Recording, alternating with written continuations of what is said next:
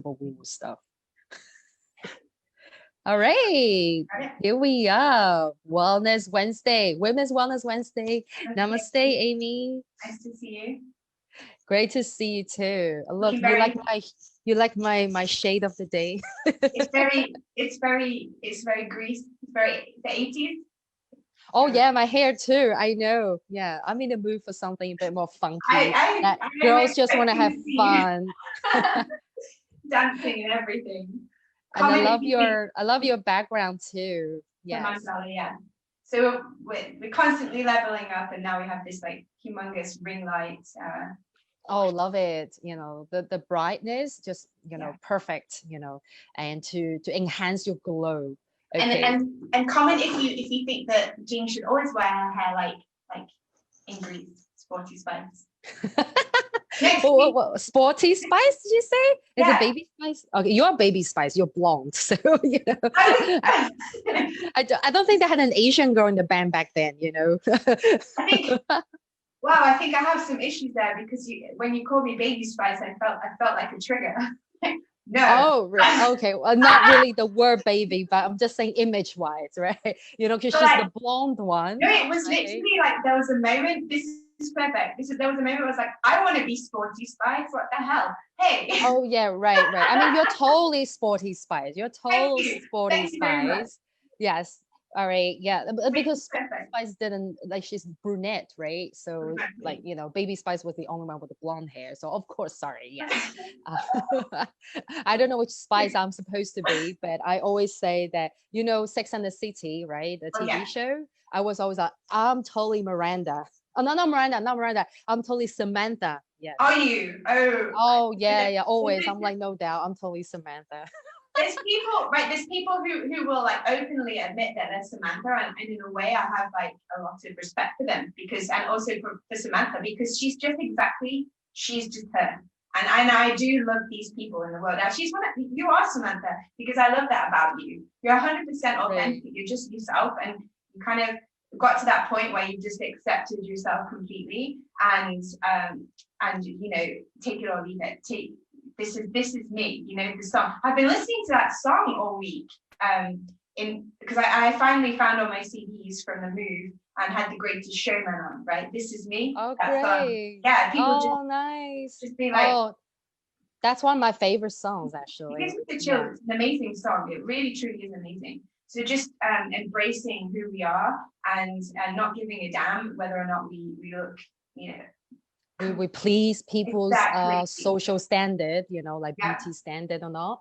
Yeah, so beautiful. So speaking of social standard, that brings us to our topic for today. And what are we talking about today? We're talking about social comparison. It all lined up perfectly there. Oh, social comparison. And those of you who are watching right now, welcome to this important topic of the week. And also, not too long ago, a moment ago, I just posted a quote, something that I actually got from one of my other mentors, and I really resonated with that. So those of you who haven't seen it, really go and check it out. Well, like while we're here, can I quickly read it out? Yeah, we'd love to hear it. For everybody. Okay, great. So give me 1 second. Let me switch to the window.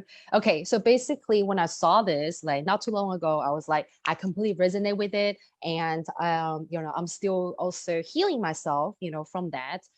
You know, I can't say that I'm 100% like, you know, got nothing to do with it, because I believe all of us have been there. So social comparison theory states that individuals determine their own social and personal worth based on how they stack up against others. They perceive as somehow faring better or worse. Today, we live with constant exposure to social media, always checking in on others' lives. Looking at the highlights of someone else's life can evoke the feeling of being left behind or give us a false sense of being inadequate. This feeling of not doing enough, not being enough, can slowly become a persistent inner dialogue. Wow. As a result, we start believing that we are not good enough, that we don't deserve the success or the financial benefit. So yeah, so that's what I posted today, along with a weird photo. I don't know why somehow I got a comment saying that my hair is longer, but I hope everybody was reading the content. I'm listening to the content at the same time. I'm like watching Jing's hair, like Exactly. I try not to let it become a distraction. I was totally listening to that, and it's you know it's the opposite side of the sword, the social media sword.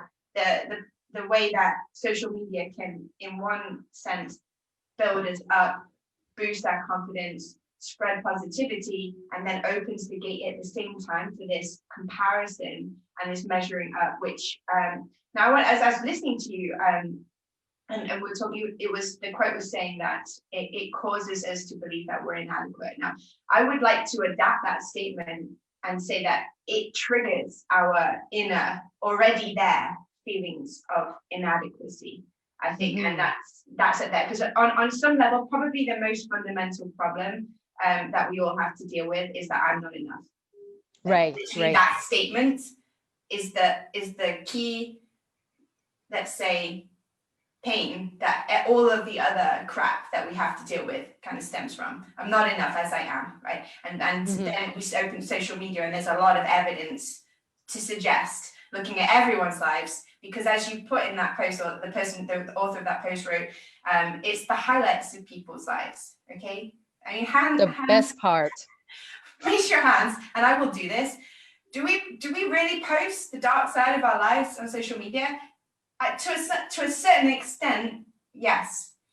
But like, I would say for the most part, we're posting the highlights. Even when we post the things, the dark side of our lives, we're still posting it in a way that portrays us as being good. You know, I'm so brave that I can go on social media with no makeup, or I'm so brave that I can express my feelings, or being authentic. So no matter how we do it, we're still portraying this image of ourselves that Right. we want other people to see and approve of. So pass over to Jing. Definitely. Yeah, this is actually something that I can 100% relate to. And like, just like what you said, Amy, right? We already have that sort of like not good enoughness inside each one of us, which is basically generated by years and years of social conditioning and the circumstances and the, upbringing and the environment that we're in. And, if we are conscious of, obviously in this circle, we're all conscious souls.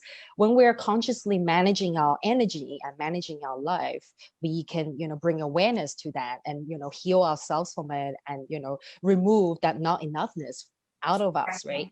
But in the whole process of healing and removing the not enoughness, we obviously are always surrounded by social media, right? Exactly. And like you said, when we go onto social media, we see the highlights of everyone else's life.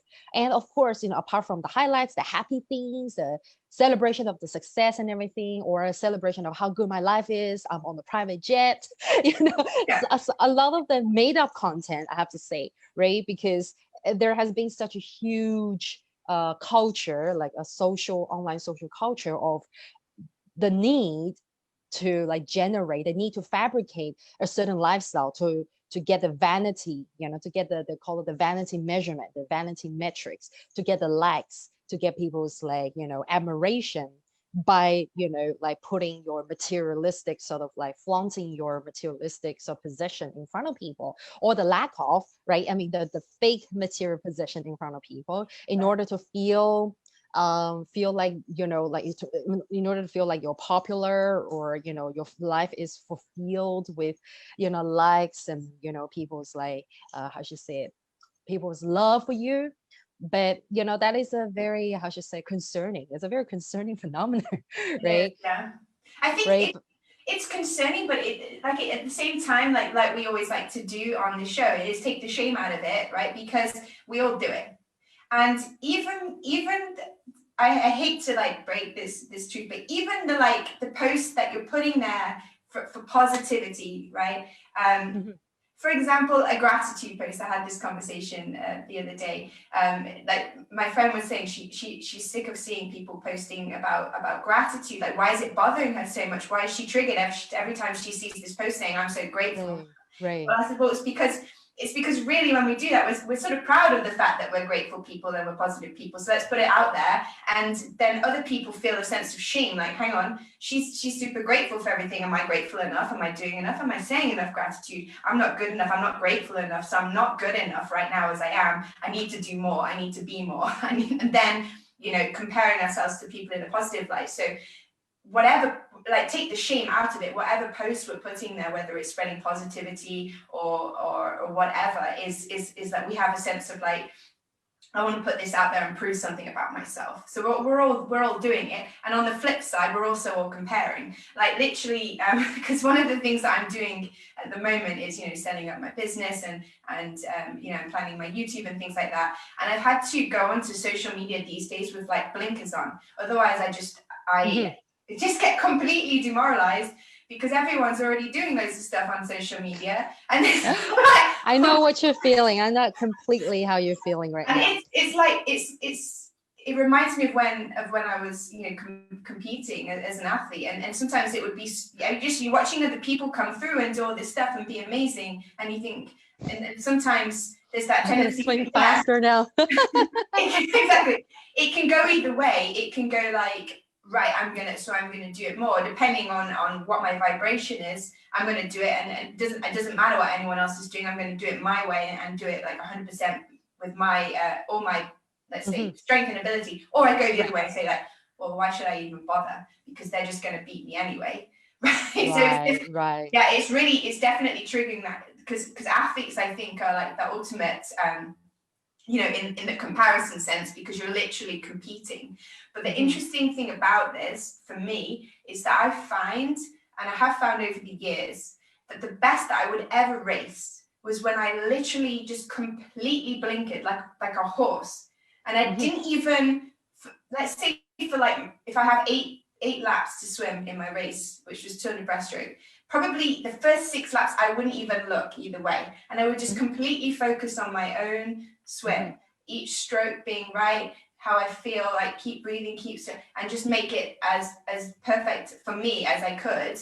And then the last 2 lengths, I'd be like, right, okay, have I got to really go for it or something like that? Just have a little check where you are, right? And that would be the best I'd ever swim, because I was relaxed. The second I look either way, I'm not centered in myself. So every stroke I took wasn't me, really. It was all about everyone else and all about the pressure and all about the expectations. So it's just as what we're always talking about here, is being authentic to ourselves. And we can only do that when we don't look at anyone else, right? Because they can live their life the way that they, the best way for them. And only you can live your life the best way for you. The second you start trying to compare and copying what you see and what you portray through all your mental filters, it just falls apart. You can never live whoever you're comparing yourself, you can never live their life. You can't. So live your life the best that you can. Right. I love that. Thank you so much, Amy, for pointing this out and using the swimming analogy. It's beautiful, it's perfect, and I can totally relate. And also, like, it's not just like in your competition, right? It's also like in all circumstances in life, stay in your lane and put blinkers on and just focus on what you're good at and what you're doing. Don't get distracted by what other people are doing. Okay, now those of you who are listening right now, okay, let us know in the comments, if you're also going through that the same situation where you turn on your social media, you see everyone else's life and you get affected. You feel like you're not doing enough. And if you're in a situation like setting up your business and you probably look at other people and go, oh my God, this person's like ahead of me, or that person's already doing so much, like, how am I gonna like ever measure up or something like that? If you ever have this kind of feeling, I will suggest you to switch off your phone. Just like what Amy said, don't look at anything. Switch off your phone and just focus on what you have to do. And while Amy, you're talking, I got reminded of a few things that a few of my mentors actually told me along the way.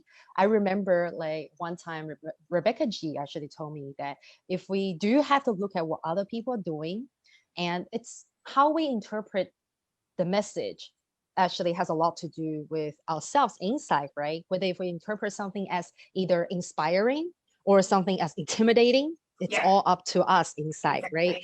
We can have the same type of like post, the photo. Some people look at it and see it as something super inspiring. They get pumped, they get motivated. another group of people could look at it and go, oh my God, that's intimidating. I don't want to look at it. Yeah. So it's completely to do with how you look at the whole thing from the inside. Now, I remember she told me this, if we look at like other people, the ones who are established or more successful, the reaction we should have is, okay, what can I learn from this? Rather than feeling like, oh, shoot, I'm behind, right? Oh no, I'm never going to be as good as this person and that. So that really stuck with me for a very long time. Okay. Every time when I swipe my phone, if I see, successful examples, then I'll pause and think, okay, what can I learn from this? Rather than having that allowing that sort of like, what is it? Allowing that not enoughness to come Yeah. up and to start to compare, because it is so easy, right? It's so easy to like accidentally fall into that comparison zone. And then what if we don't catch ourselves, then the comparison zone can like basically transform into either jealousy or self-doubt or fear or a lot of other things, Yes. right? It could really spiral from there. So this is purely from my own personal experience, and I don't mind being 100% transparent here. Like along this whole journey, like while a lot of people are like, saying, oh my God, you girls have done so much and this and that, you have no idea the kind of crap that I personally have to go through inside too, right? Like I'm just like everyone else, Exactly. I have the same, I went through the same thing of comparing myself to everyone else, and also feeling, of course, there were a lot of moments where I felt like not enough when I saw that a lot of people are far more successful and a lot more established and gotten certain results and things like that. But it's those moments like that when we catch ourselves, then we become more aware and know that, what, this is not healthy, right? Because where the attention goes, the energy Yeah, expands, and then exactly. it keeps expanding and amplifying, right? And I remember, like, also, was it recently or maybe a while ago, a few months ago, I caught myself doing that too much. Then I realized a lot of my energy went into like just looking at social media and went into like checking out what other people are doing. And the more I did that, the more like I was focusing on other people, just like you said in the swimming competition, right? Then you're not actually fully utilizing your energy of building yourself up. When I caught myself, I'm like, oh my God, look how much time's being wasted here. Yes. Right? And that's when I went, okay, no more of this. Yeah. It reminds me of when you were speaking about that ex partner of yours that you had just been worrying about, and you're putting all your energy into that. And that's a beautiful statement that you just made there, is that when we're going to recognize, we're going to have those moments that we're going to compare ourselves. So I think maybe when you find yourself doing that online, when you see a post, it makes you feel, I don't know, inadequate, not doing enough, I'm not enough. Maybe like we're talking about with the gratitude machine, oh, I'm not grateful enough, I'm not positive enough, something like that. Then just, well, one, just notice it. And then once you've noticed it, rather than then going down the self-criticism cycle of, oh, I'm just comparing myself, now I'm not enough because I'm comparing myself to others. So break the cycle. And I think just come up with a simple like phrase that you can say to yourself. Like for me, I just always go back to this phrase that we had in swimming, which is swim your own race. And it just Oh, I literally, love yeah, it. Swim swim your your own own race. race. Blinkers on. Because Hmm. exactly is what Jing was saying there. The reason why everything fell apart when I was looking to the left, looking to the right, was because I was no longer, my energy was no longer in my own race. It was in other people's race. Because as we learn here, we're all conscious souls, is that where our attention is essentially where we are, even if not physically. So you're putting yourself in that other person's, if it's a swimming race, their body or in their lives, and it doesn't fit. You can't fit yourself into someone else's life, so it won't work for you. It's Totally. the thing that's the most interesting that I've seen is that if ever you're seeing someone being really successful, social media, things like that, it's because they are completely in their own zone, swimming their own race, being authentic to them. That's why they're appealing to other people, attracting to other people, because they're just centered in themselves, so they're attractive. So if you could just do that with yourself, and swim your own race, put all of your energy into yourself, you would be attractive too. You would have the same Hmm. success. So when you notice that you're doing that and you're comparing yourself to others, realize that this is not serving you. Okay, turn back into your own lane and swim your own race. It's like essentially come up with your own, maybe swim your own race or stay in the lane or something like that, or blinkers on, some sort of phrase that you can remember to remind yourself that if you're comparing yourself to others, it's not serving you as like really at all. Maybe a tiny bit initially, like Jing was saying, oh, that's inspiring, or maybe that's a great idea, I can implement it, but that's it. As soon as that is over, then you get straight back in your own lane again and carry on Right. swimming. Because the thing is 100%. with the swimming, the thing that I found too is how could I swim like someone else, right? How could I copy their technique and everything? Because how they're swimming is completely dependent on their physique, their body type, their metabolism, everything to do with themselves. There's so many factors to take into account just in the body when we're doing any kind of sport. So imagine now in their life, how are they living their life? How are they being successful? Well, imagine just how many factors that have gone into making that person who they are and why they're successful. You can't possibly replicate that. So just focus on yourself, put all of your energy into yourself, as Jing was saying. Right, right. I love that. I totally second what you just said. And please write this down, everyone. Quote, make sure you take down Amy's quote. Swim your own race, Yes. right? Swim your own race, and whatever race you are in, it is your own race at the end of the day. And just like the classic saying of comparing yourself, right? Compare yourself to yourself from yesterday, last year. Don't compare yourself to the others. Yeah. And like with the whole social media thing, I know it's very addictive. I recently watched a docu series or documentary on Netflix. It's called The Social Dilemma, and I found out that the social media, all the apps, are designed in a way that it's purposely hooking you into using it more. Right. So it has a very, intelligent design that it makes us actually literally become dependent and addicted to, opening it and swiping it all the time. And comparing. So and yeah, of course, right, the comparing comes out of it. Every time we swipe, we start to have reactions, right? We start to react to things. So the comparing thing is one of the top reactions that we have. So we have to actually do everything we can to deprogram ourselves out of this addiction to having, to be on social media and having to like browse and compare and all the time. And I found that actually just what you while you were talking, right? I found that actually I was reminded of another thing that I want to mention is um, I don't know how many of you, maybe a lot of you know Gary Vaynerchuk, right? Gary V. So he's like the kind of like title the godfather of digital media or digital marketing. I remember one time he actually said this that was classic. He said, you know what, I want you to stop watching me because while now that you've learned some of the tips and advice from me, I want you to stop checking me out on social media, stop watching me on YouTube. I want you to take actions. I want you to implement, because what happens is like it's the same in our circle here in a lot of different circles, is that people are so addicted to like keep checking out, like, oh, especially when we're following mentors and different influencers, we're addicted to checking out what they're up to, what they're doing. There's nothing wrong with it, but we obviously need to be mindful of how much time we're spending on like following our mentors and following our influencers, how much we're learning, how much we're productively, let's call it productively stalking our mentors and influencers, right? Versus how much productive time you put into implementing what you've learned from this influencer, from this mentor, right? So I think this is where we also have to draw the balance.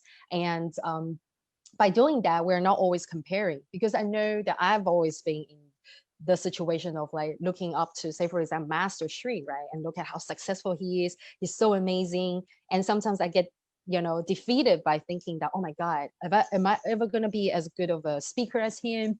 Right. Like, wow, look how much he's accomplished on social media, on YouTube. And am I ever going to be as good as him? I mean, again, that goes back to my own inner self, right? Like how I compare myself to my mentor. That's also another issue. And oh, yeah.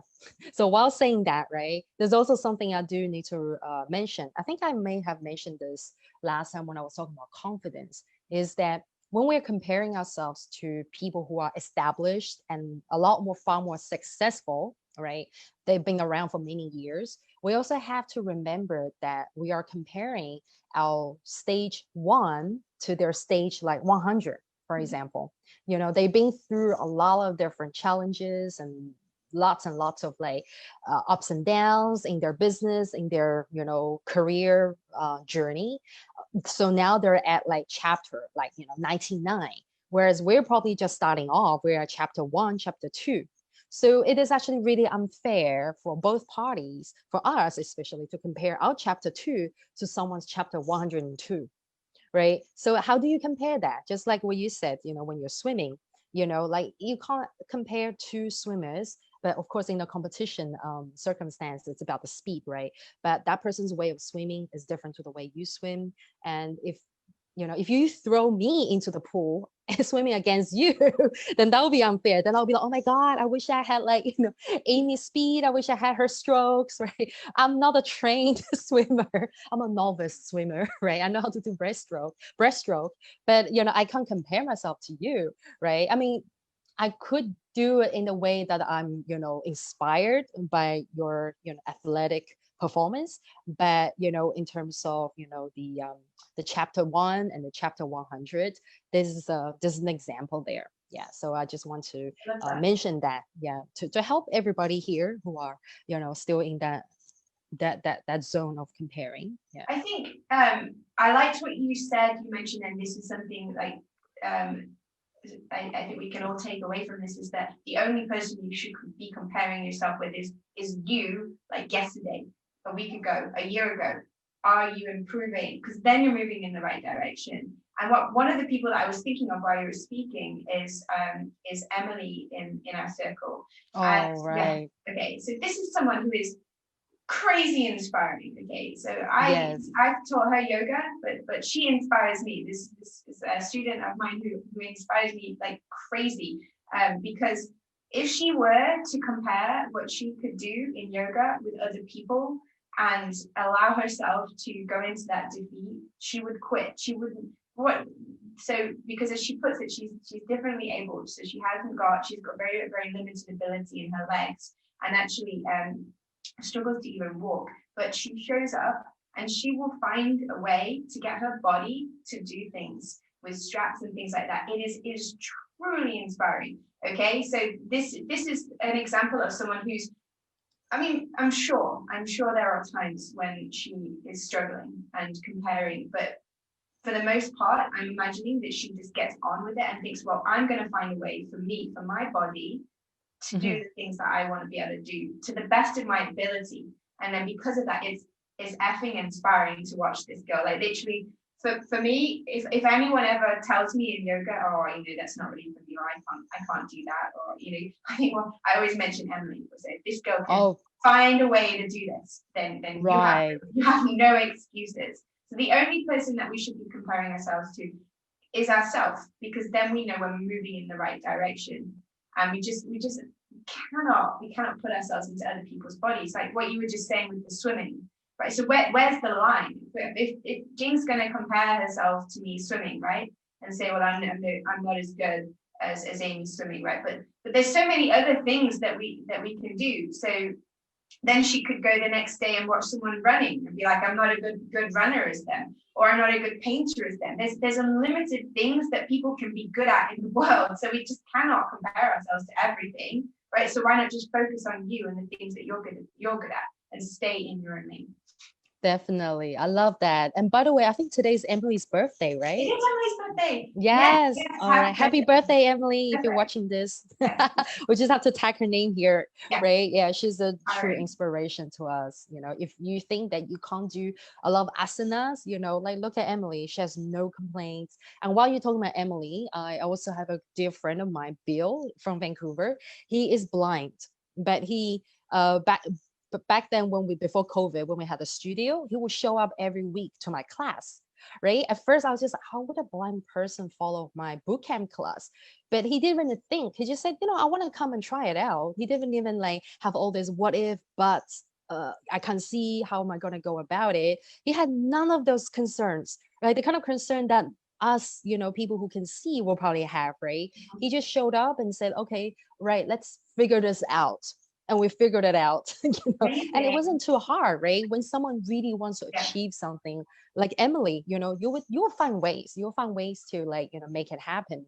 And that this is my journey, and I'm not gonna, like, compare myself to people who have different abilities and go, oh, I Yeah. wish I had more legs or more eyes or something like that, right? You completely, Exactly. yeah, Ray, you completely, like, this is my game. I'm just gonna, like, play it, to the max, play it full out for my own game.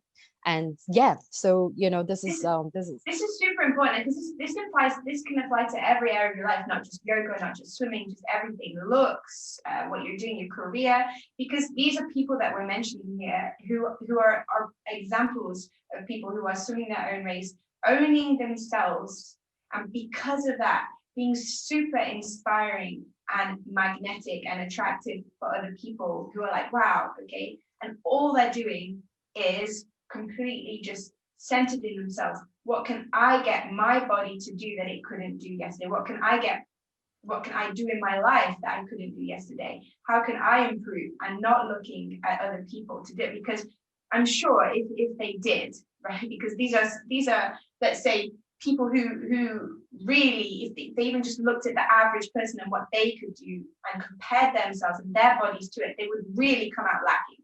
But they're not doing that, or they probably are, but they're getting past that and they're just focusing on themselves each time. No, what can I do? And because of that, just making huge improvements in their lives and just mhm. glowing and shining because of it.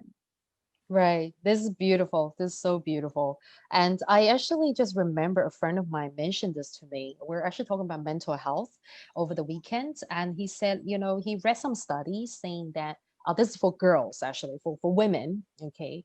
That the recent study shows in the past couple of years, I think 2018 to this year, it has shown that women have been the least happiest, have been most unhappy during this, couple of years. And a lot of it has to do with social media, with the accessibility of internet and social media, the stuff that we see, the stuff that's presented on social media, and also the whole culture, the social interaction of social media has actually made a huge mental, like, impact on young women, especially. I mean, this is like women across different age groups, right? But especially for the younger, we're talking about teenagers to, like, the millennials, right? The young millennials, and we're classified as millennials too. I'm an old millennial, but the young millennials and the teenagers, the mental impact has been huge from the social media too. And of course, like, when you see that study, this triggers a lot of, like, people's extreme reactions, right? Like, you probably also hear this all the time from a lot of, like, say, the older generations who are a bit more anti, internet, anti social media. A lot of people will be like, oh, it's bad for us, we should, like, totally shut it down, all these things. But my question is, it's actually not about shutting down all the technologies. We talked about this, like, last week or the week before, right? We need technology, but it is about how we use it, right? How we recognize what is it doing to us mentally, especially socially and mentally, and how do we go about it? How do we actually use it to benefit us, rather than being controlled and manipulated, or not having any control over how our mental well-being is developing, and just let it go with the flow. I think Right, I'll tell you, it will not flow anywhere. exactly. I think this is super important. I mean, like what so as Jing was saying, well, what should we do? Should we break down social media? But I think just as high as the increase in maybe suicides due to Mm, social media. I worked as a teacher in a secondary school, and boy, are those! I'm glad that I did not. Secondary school, high school, if you're in the States, was tough enough. Imagine, can you just imagine what it is like right now? Because those girls are really, really struggling with this comparison thing, with this social media, mm, the online bullying and things, with the constant feeling of not enough. Like I remember, like I would literally have to cancel teenage girls like almost on a daily basis who were just like suicidal and self-harming about it. So there's that side of it. But on the flip side, if you think about the global consciousness level, mhm. it's also increasing. And if we think about Yes. why, well, if we take away all technology and go back to the dark ages before, they could even send any kind of contact without a letter, right? And so that people were in their bubbles, and sure, there was probably a bit of comparison, but not to the extent that we have that. It literally every single time I pick up my phone, I can be triggered. Some feeling of inadequacy can be triggered by me by looking at my phone and going on social media. Literally, if I chose to stay on it all day, I could be triggered all day.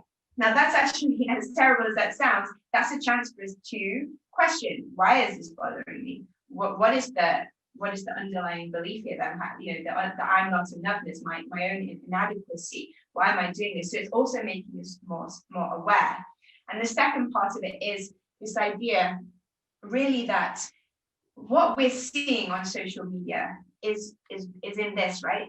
This is in a way, it's not really reality, because everything that you see that comes through here is filtered, as Jing was saying, by algorithms and photo filters these days.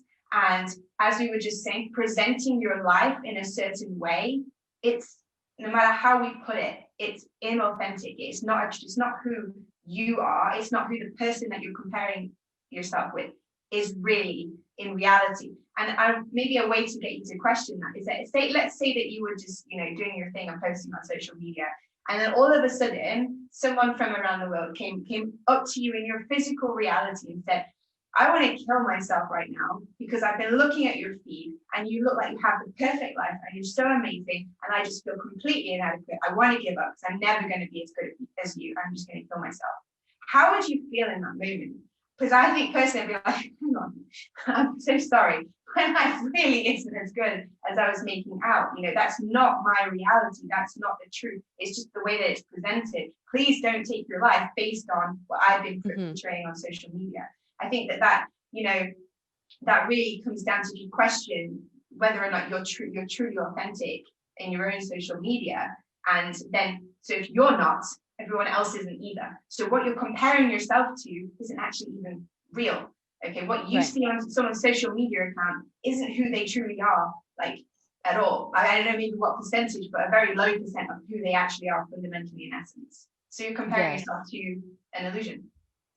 Totally. Yeah. That I love that. We're a lot of times we're comparing ourselves to just an illusion, something that's purely made up, fabricated for the sake of just for someone to look good. Yeah. And, like this is actually very obvious in the world of health and fitness, right? It has become such a, like I said, I mentioned this many times, when it comes to body confidence, it has become such a, body image, six pack, ripped body oriented, like social standard, right? The social standard for like being fit and being healthy is that, oh, do you have ab lines? Do you have abs? Do you have, the muscle toning? And also for some reason, the recent trend for an ideal female body is the nice booty, Kim Kardashian's booty, but tiny waist and have abs. And what else? You still have boobs and all that, right? When I look at them, like, unless I'm sure there's like a small percentage of people who are born to look like that, right? Like tiny percentage out of the entire human population. That plus, unless you go for plastic surgery to fabricate a body, it is impossible, right? To put that kind of like standard on everyone and, like subtly asking everybody to, hey, look like that, right? We're all born to have different structures, different body shapes and metabolisms and that.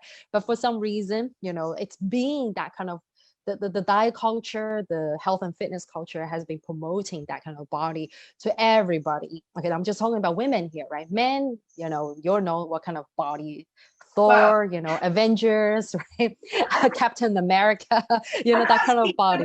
I can't speak for the women, but I have a little bit of insight because my most recent ex was actually a fashion model.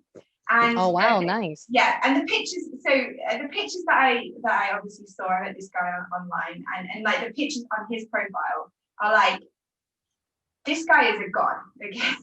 And he was right, like perfect body, perfect, okay? And like, okay, I'm not in real life, not necessarily the reality, okay? Like he was still a very handsome guy, but no way near this like perfection, flawless, just physique. Like the angles were perfect. His face was always at the right angle, the lighting and everything like that. So he really didn't look a lot like, you know, that he was online. So that's not even the reality too. So firstly, what you're seeing, exactly what we're talking about, what you're comparing yourself with, taking from my experience, even the really, really like, oh my God, is angled and lighting and Yeah. not, and this person too, Airbrushed. Yeah.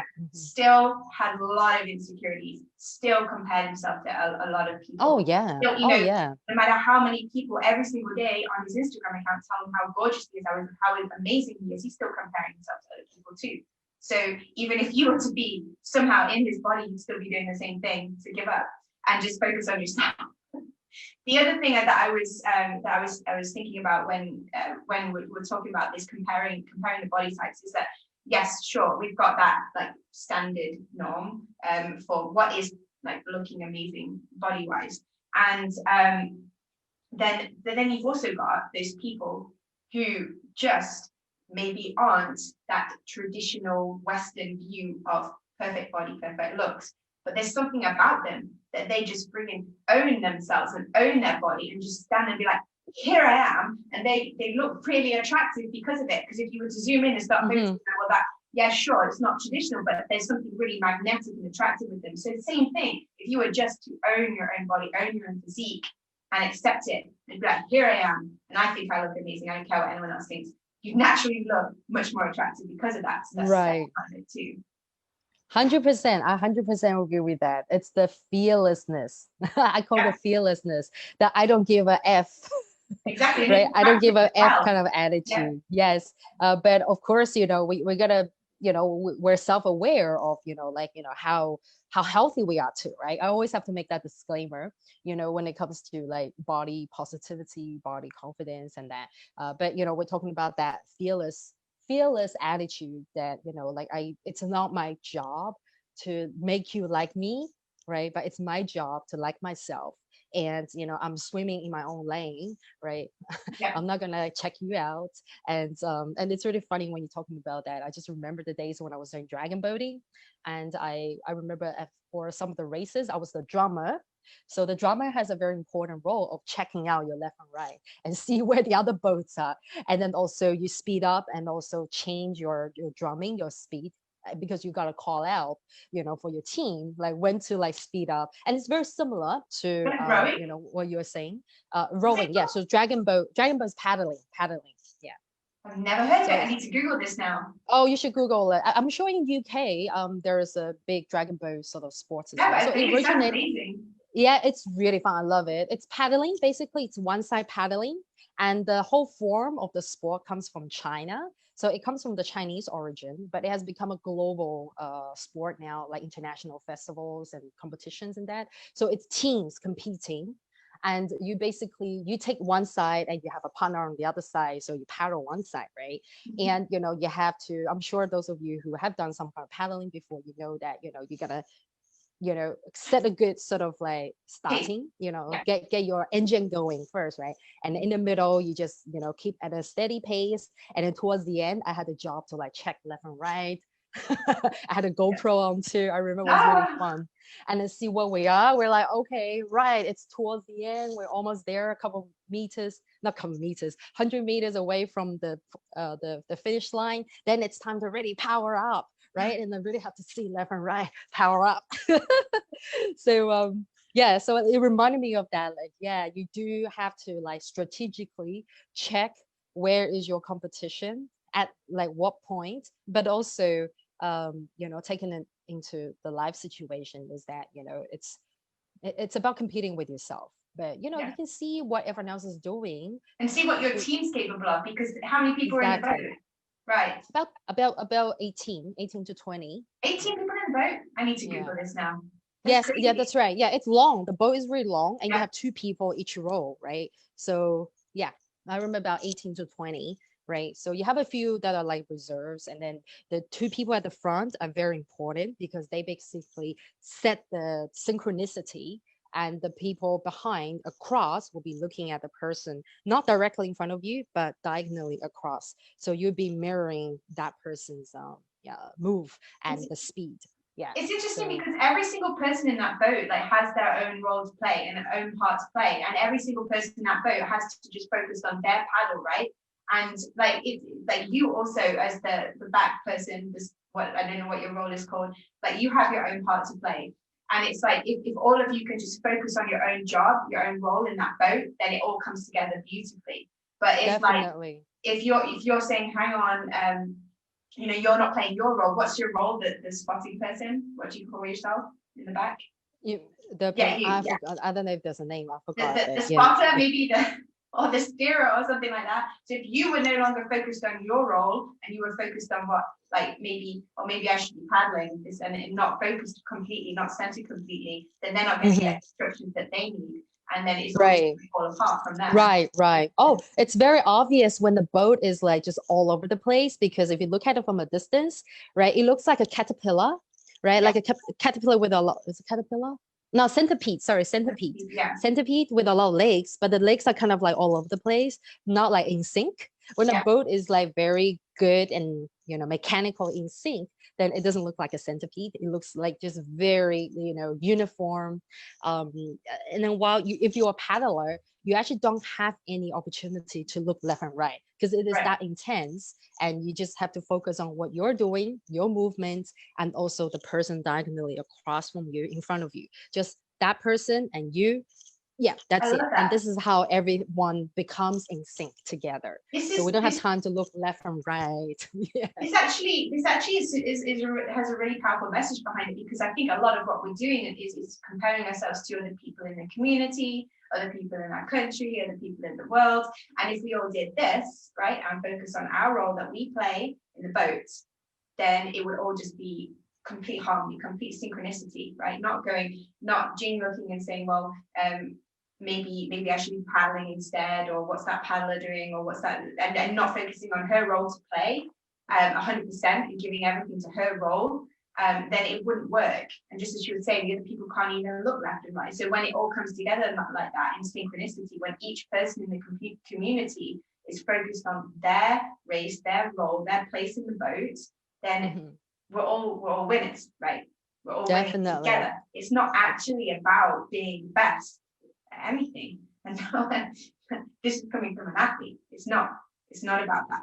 Because if you think about the greater purpose that we have here as the world, it's a collective, especially as in a community like this, as conscious souls, right? Mhm. We have a duty to be, just as that boat is, synchronized, focus on everything that we're doing, growing together as a group of people, and impacting the world because of it.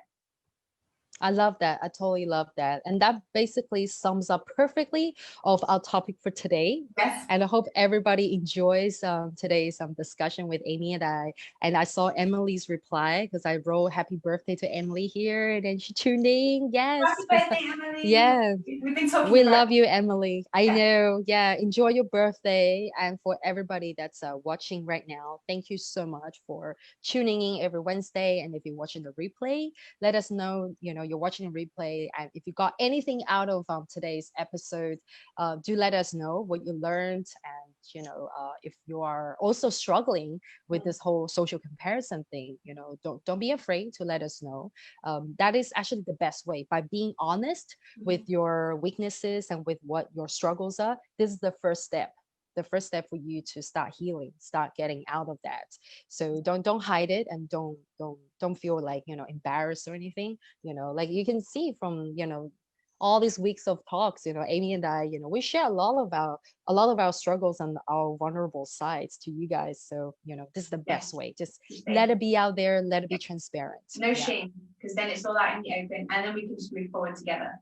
So remember, swim your own Exactly. race and take your spot in the boat. I think that's like Yeah, swimming your own race. yeah. I know. We should put that quote in the caption. Yes, I wonder if I Yeah. came up with that. It's definitely all the way through my life. Anyway, so find your own quote, or that one, and make sure you write it in the comments. What's going to be your quote that you use to remind yourself to stay centered and focus on yourself. And thank you so Love much it. for tuning in. Thank you, Jing, as usual.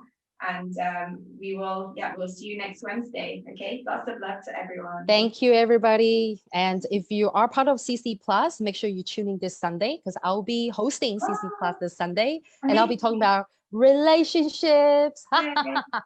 I love it. Everyone's favorite topic, Probably right? Yes. So I'll be there and I'll see some of you in CC Plus. And thank you so much, Amy. And we'll catch up again next Wednesday. And we'll see you guys back here, same time, 5 p.m. UK time every Wednesday.